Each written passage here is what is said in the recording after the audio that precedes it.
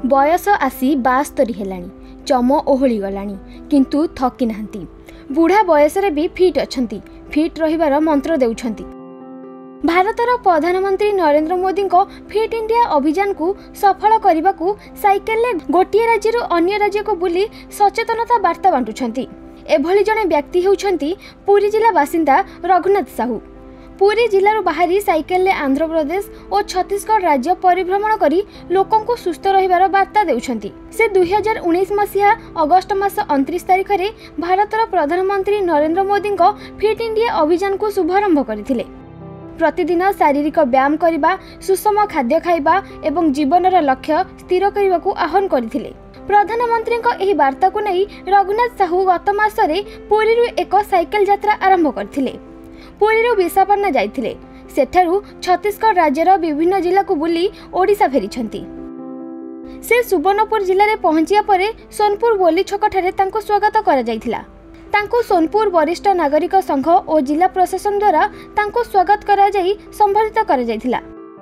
एही अवसर में आयोजित एक सभा रे रघुनाथ साहू जिलावासी को फिट इंडिया अभियान मंत्र देइथिले। 2022 मेसेज होती फिट इंडिया मिशन मोदी को जो डिक्लेयर करते 2019 राष्ट्रीय क्रीड़ा दिवस अगस्ट 29 तारिख से मेसेज नहीं बढ़ जाऊँ। बैकग्राउंड हूँ मो शारीरिक शिक्षक, तेणु सबुदिन किसी ना कि शारीरिक कार्यक्रम दरकार। शारीरिक मैंने बेस ना 20-25 मिनट एक्सरसाइज, बहुत गुड एक्सरसाइज कर खाद्य श्रृंखला, दिनचर्या, जीवन लक्ष्य गोटे पॉजिटिव एटीट्यूड रहना दरकार।